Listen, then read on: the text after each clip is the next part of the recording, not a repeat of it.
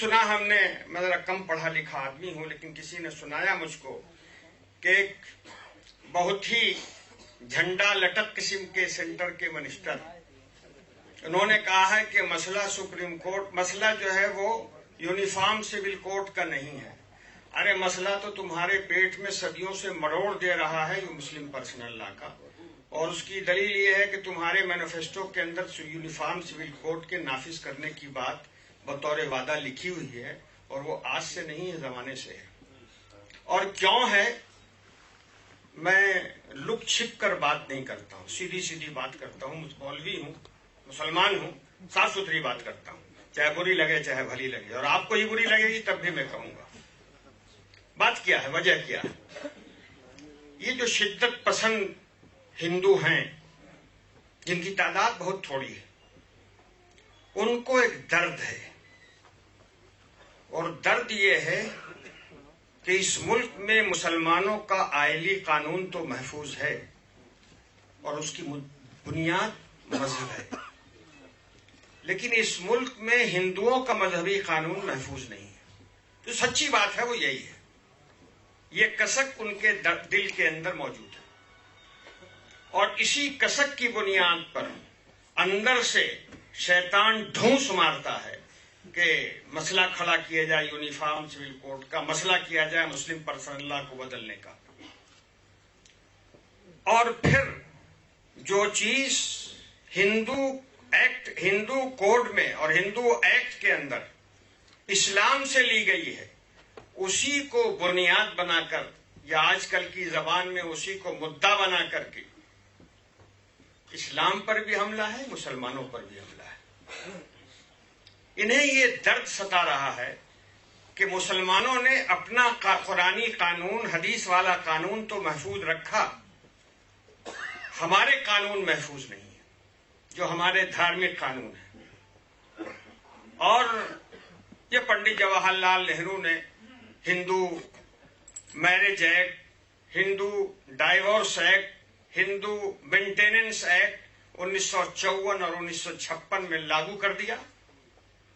اس وقت بھی کچھ لوگ تھے جن کے پیٹ میں چوہا کود رہا تھا، اور اس میں سر فہرست ڈاکٹر راجندر پرساد اس وقت کے صدر جمہوریہ تھے۔ انہوں نے بڑی مشکل سے اس پر دستخط کیا ہے۔ یہ ایک تاریخی حقیقت ہے جو مجھ سے چھپی ہوئی نہیں۔ تو یہ مسئلہ اس وقت سے چلا آ رہا ہے۔ یہ بیچارے ٹرانسپورٹ کے مینیجر یہ آج کہہ رہے ہیں کہ یونیفارم سول کوڈ کا مسئلہ نہیں ہے، 3 طلاق کا مسئلہ ہے۔ ارے تمہارے شوہر نے تم کو 3 طلاق دے دی ہے کہ یہ تمہاری بیوی نے تم کو 3 طلاق دیا ہے، تم کیوں پریشان ہو؟ طلاق پڑ رہی ہے مسلمان عورت کو، اور آپ کا کیا ہو رہا ہے یہ بولنے کی ضرورت نہیں ہے، دباؤ سے آواز منہ سے نکل رہا ہے۔ ایک بات بہت صاف سی ہے، آج تو میڈیا نے اس کو ہوا بنا دیا ہے، اور ایسا لگتا ہے کہ ہندوستان کا سب سے بڑا مسئلہ 3 طلاق مسلمانوں میں اور 4 شادی کی اجازت مسلمانوں میں، یہ ہندوستان کا سب سے بڑا مسئلہ ہے۔ لیکن سچائی بھی ہمارے سامنے رہنی چاہیے کہ 2011 کی جو سنسد رپورٹ ہے، مردم شماری کی جو رپورٹ ہے، اس میں بہت وضاحت کے ساتھ یہ بات موجود ہے کہ طلاق دینے کا رواج سب سے کم مسلمانوں میں ہے، اور جو ریشیو ہے، یہ بات ہمارے سامنے رہنی چاہیے اور ہمیں کھل کے بولنا چاہیے، کوئی لاگ لپٹ کی بات نہیں ہے۔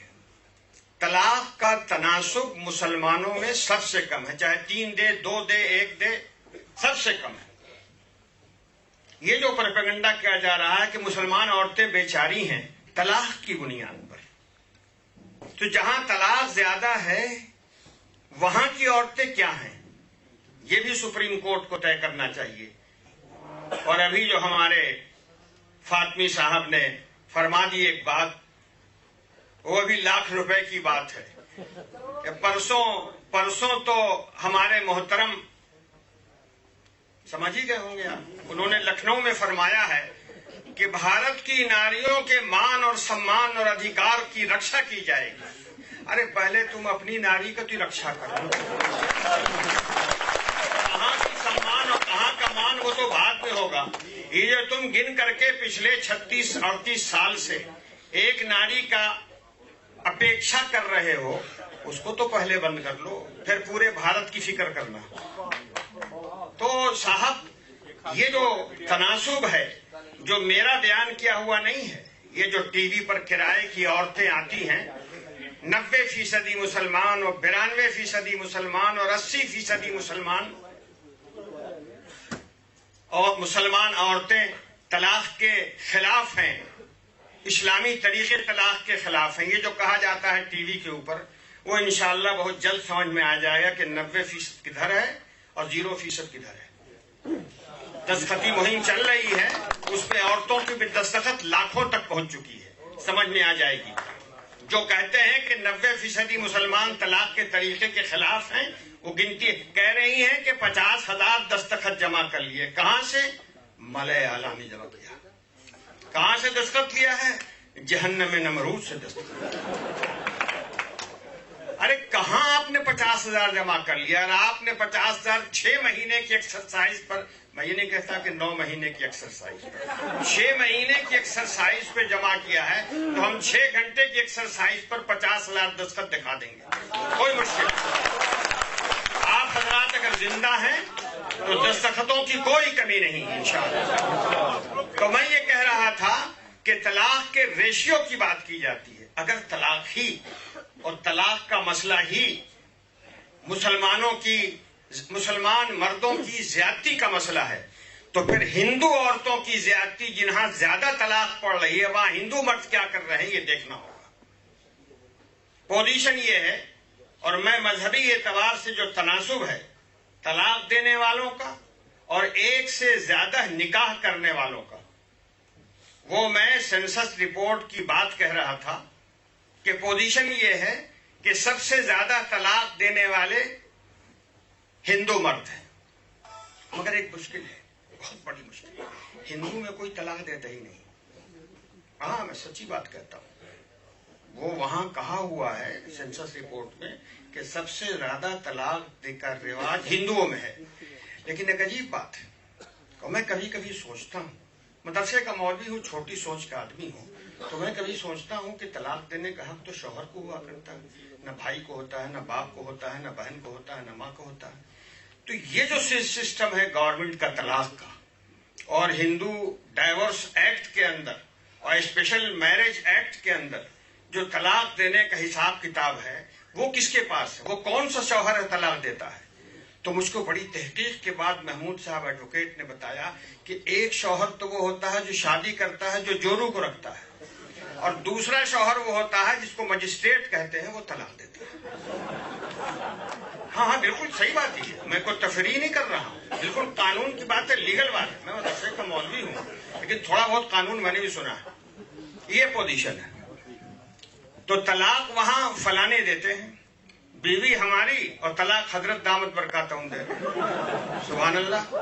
خیر, ایسی طلاق جو ہے, جو رجسٹرڈ طلاق ہے کورٹ کے ذریعے سے, اس میں سب سے پہلا تناسب ہندوؤں کا نام ہے, عیسائیوں کا نام ہے, پھر سکھوں کا نام ہے, پھر پارسیوں کا نام ہے, پھر جینیوں کا نام ہے, تب مسلمان کا نام آتا ہے.